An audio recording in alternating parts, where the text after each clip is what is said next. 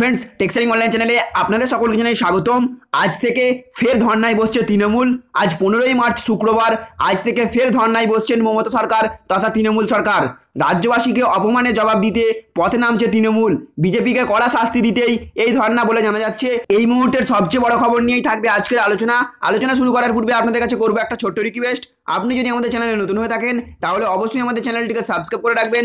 Subscribe করার পরেই দেখবেন একটা বেল আইকন আসবে, সেটা করে প্রেস করে রাখবেন এরকমই লেটেস্ট আপডেট সবার আগে পাওয়ার জন্য। ফ্রেন্ডস দেখুন, এখানে বলা হচ্ছে আজ থেকে ফের ধর্নায় বসছে তৃণমূল। রাজ্যবাসীকে অপমানের জবাব দিতে পথে নামছে তৃণমূল।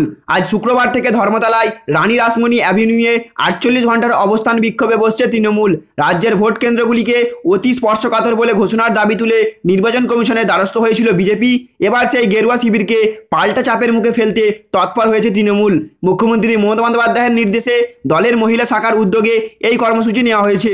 রাজ্যের আইন শৃঙ্খলা নিয়ে প্রশ্ন তুলে আসন্ন লোকসভা ভোটে সমস্ত বুথকে স্পর্শকাতর ঘোষণা করা উচিত। আগের দিন এমনই দাবি জানিয়ে দিল্লিতে কেন্দ্রীয় নির্বাচন কমিশনের কাছে সরব হয়েছিল বিজেপি।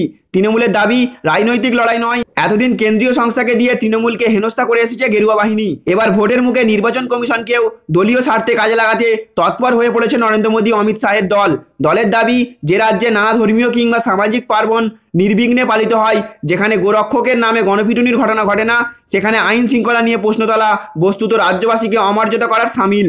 যে পঞ্চায়েত নির্বাচনে খুনোখুনির তত্ত্ব তুলে তৃণমূলকে আক্রমণ করেছে বিজেপি, তাও বিভ্রান্তিতে ভরা। মুখ্যমন্ত্রী নিজেই বলেছেন, পঞ্চায়েত নির্বাচনে যেসব রাজনৈতিক কর্মী খুন হয়েছেন তাদের 99% তৃণমূলের সদস্য। ওইসব খুনের অভিযোগও বিজেপির বিরুদ্ধে। তাহলে ফ্রেন্ডস বুঝতে পারলেন, রাজ্যবাসীকে অপমানের জবাব দিতে অর্থাৎ বিজেপির বিরুদ্ধে সরব হয়ে 48 ঘন্টার অবস্থান বিক্ষোভে বসছে তৃণমূল।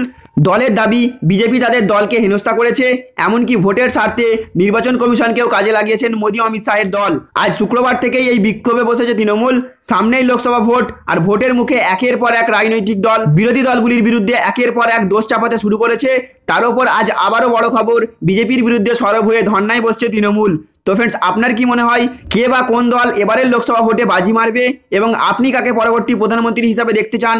অবশ্যই নিচে আমাদের কমেন্ট করে জানাবেন। তো ফ্রেন্ডস, আশা করছি আপনারা বুঝতে পারলেন আজকের ইনফরমেশন এতটুকুই। আমাদের দেওয়া ইনফরমেশনটি আপনাদের ভালো লেগে থাকলে অবশ্যই একটা লাইক করবেন, চ্যানেলে নতুন হলে চ্যানেলটিকে সাবস্ক্রাইব করবেন এবং ফ্রেন্ডস অবশ্যই ভিডিওটিকে সমস্ত ভারতীয় নাগরিকদের কাছে শেয়ার করবেন। Thank you friends, thank you for watching.